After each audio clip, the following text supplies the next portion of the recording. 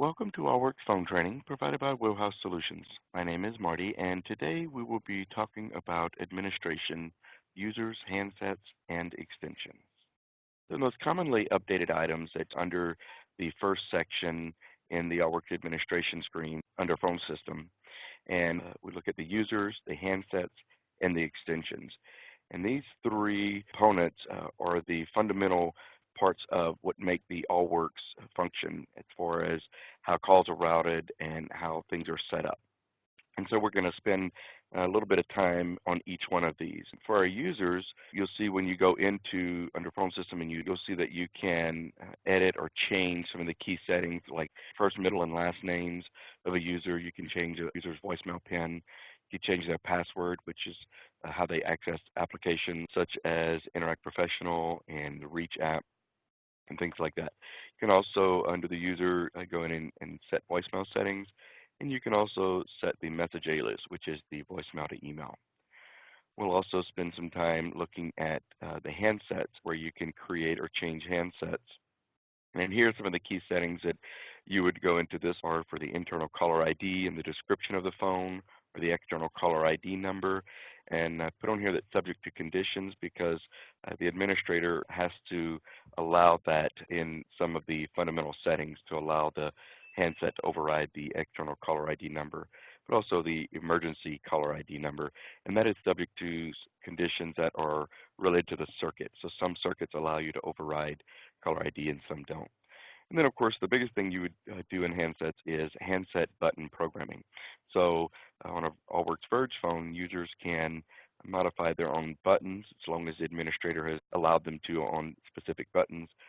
But on some of the older style phones, or in case the user is not able to do that, the administrator can go into the handsets area and make changes to button programming.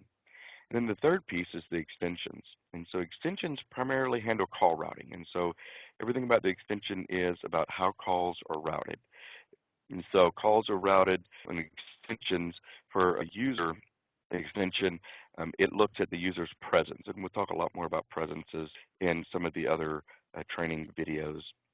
But the user's extension would use the presence to control what happens with the user's calls. Whereas for a system extension that is set up by the administrator to route calls, like incoming calls and things like that, we might set up system extensions, and those would be controlled by a company-specific schedule. And we'll talk a lot more about that later on in this video. All right, so the first thing we're going to talk about is changing the name on a phone. And again, you have to do that in two places. And let me explain a little bit about why. When you create a user, you also tell it what the extension is going to be, and that extension automatically gets created. And then later when you go and plug in a phone and you assign it to that user, that handset takes on the name of the user, but it's stored completely separately from the user. It just kind of takes on the name of that user. And so if you needed to change the name, you would need to change it in two places. You need to change it at the user level, but you would also, on the next page you'll see, we'll have to go into the handset and change it there. So how do you change it in the user? On the home screen, you go to Phone System and Users. And in the search area, you can start typing in a piece of the part of the extension or the part of the person's name. And whenever it shrinks the list down, like we have here, this example we have on the screen, you click Modify on the user that you want to change, and then you can change the first, middle, or last name. The last name is the only thing that is required. The first and middle are not required. Once you make the change, you just click Update. So the second place that you have to change it, again, is on the handset. So to do that, you would go into Home, Phone System, and Handsets. And in the search area, you would search for the username or part of the username or the extension. Then you would click Modify on the handset you want to change. And this screen you see at the bottom would allow you to change the internal caller ID name and the description. So you would want to change both. And so let's just say this phone used to be called Level 1 Tech, but let's say it got renamed to John Smith. So the user would be John Smith, that's associated with this handset. But again, this internal caller ID name would still say Level 1 Tech. So you need to go in here and change it to match the user. And then the description would also need to be changed to match the user. And then you would click Update. So then next most common thing you're going to be going into the administration area for is because a user has forgotten their PIN or their password. So let me briefly describe the difference. A user's PIN is how they access voicemail. So it's basically on a keypad, and that's a set of numbers. Whereas a password might be how they get to Interact Professional or Reach or Allworx, My Allworx Manager, or the administration if you've allowed them to get into this administration area. And so to change a user's PIN or password, you go Home, Phone System, and Users. And in the search area, you enter the extension or part of the name. Then once you find the user, you click Modify. And in here, you can change either their password or their PIN. And again, I mentioned here that the password is what users use to log into web browsers, interact, reach, etc. Whereas the PIN is a 4 or 5-digit code to access voicemail. So you would change it. If you were changing the password, you would have to change it in both places, in the first field there, and then confirm it in the second field.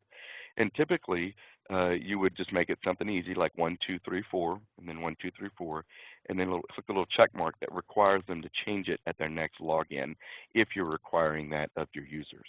Same thing with the PIN. You would put it in twice and then require PIN change. One thing I want to mention on the password, it can be any numbers or letters and some limited characters, whereas the PIN is only numeric digits. All right, so let's talk about extension call routing. And so again, as I mentioned earlier, a user extension is set up automatically when you create a user. Because when you create that user, you tell it what the extension is going to be, and then the extension gets created automatically. And so that means you can't go into extensions and just delete an extension that's associated with a user because it's tied to that user. But each user is allowed to select from one of their different presences. The default presence is in office, and in office is where when a handset is associated to a user, that particular handset gets added automatically into the in office presence, which means whenever you create a new user, which creates an extension, and then you assign a phone to that user, in the in-office presence, the Allworx will automatically add connection attempt to try to reach that handset for 4 rings before going to voicemail. So if the user selects any presence besides in office, like at a meeting, on vacation, on a business trip, at home, away, or busy, any of these presences, then by default, their call will just go straight to voicemail. But each presence can be programmed to route calls differently. So for instance, you could say when I'm at home, I want calls to go ahead and ring my desk handset, but also try to do a follow me to my cell phone. Or whenever I'm on a business trip, maybe I just record a different greeting. The phone doesn't ring anywhere because I'm away, but I just record a different greeting and it allows callers to hear a different greeting. And so we talk more about that in the training video that talks about changing and recording voicemail greetings. But each presence can be programmed to route calls differently. So you can have a completely different set of call routing defined under each of these presences. So completely separate from user extensions is a system extension. And so a system extension is an extension that the administrator sets up to route calls. For instance, an outside call comes in for the company, and that would go to a system extension, just an arbitrary extension that would be created. And it might be something like 899 or something that has no relation to user extensions. But the administrator would set that up and then route calls to specific departments or specific phones or to an auto attendant or to a call queue or any other different things that you would like to route calls to. And so these system extensions are manually created by the administrator, and so they can be deleted from the extensions screen. So another key difference between system extensions and user extensions is that each system extension is controlled by a predefined schedule. And we'll talk about schedules here in just a moment. But in a schedule, you can say based on a day or time or a day of the week or a certain holiday, do different things with my calls. And so system extensions can be controlled either day or night by a schedule and do different things based on that day or night routing. All right, so how do we modify an extension? You go to Home and Phone System and Extensions. And in the search area, you can start typing in part of the extension or the name, and it'll shrink the list down. And so what I've done here is I've shrunk the list down. And so System extensions can be created or deleted from this screen, so use caution. And so that's what I was showing you here in this picture, is that the first one, 123, says Test Ingenious.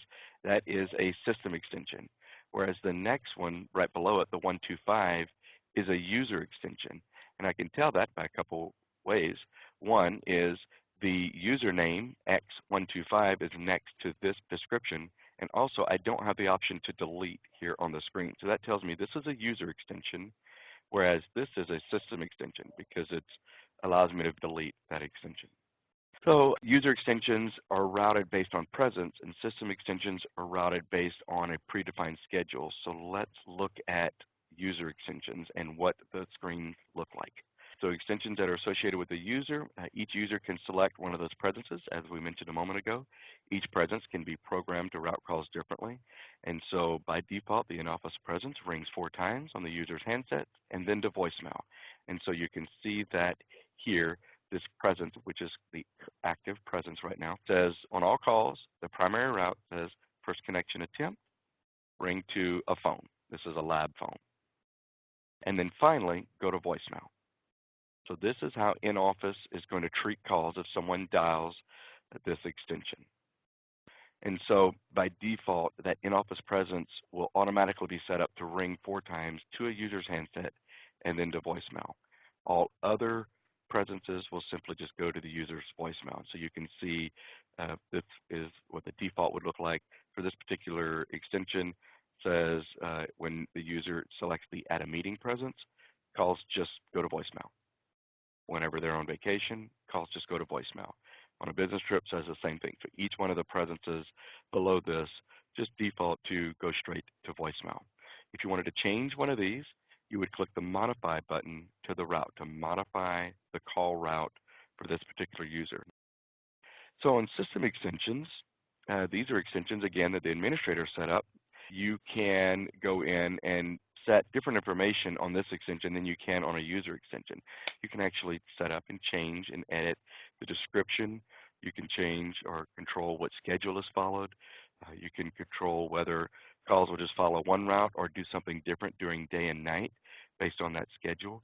And so in order to edit those things, you click the modify button, modify this header information, which allows you to change again, the description, the schedule, and whether or not this particular extension is going to follow that schedule for day and night routes.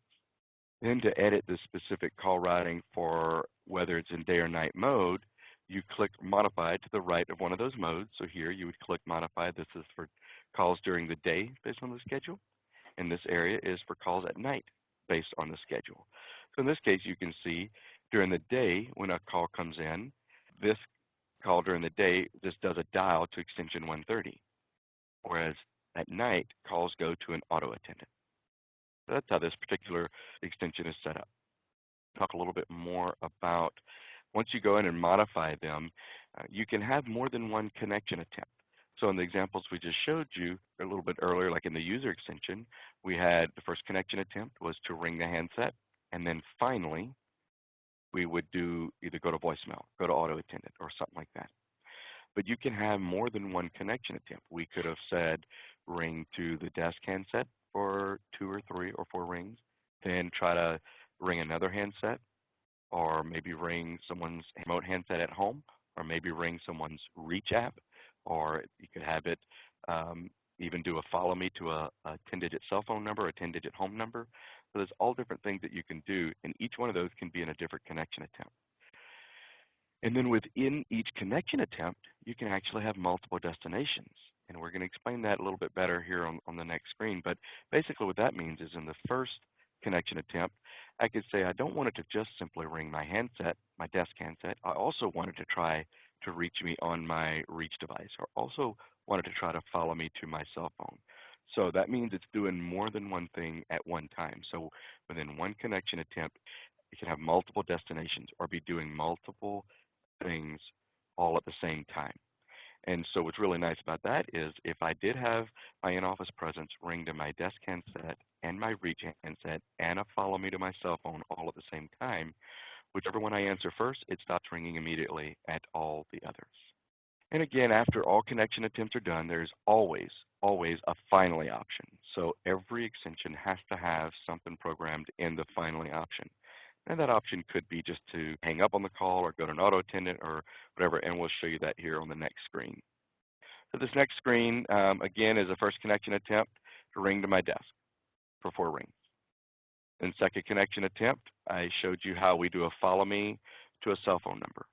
And so in this case, it would be 9 plus the, however you would dial your cell phone number from your office.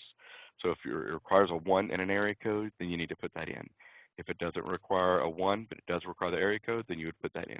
If your dialing pattern is set up to where you can just dial the 7-digit local number, you would put in 9 plus the 7 digits.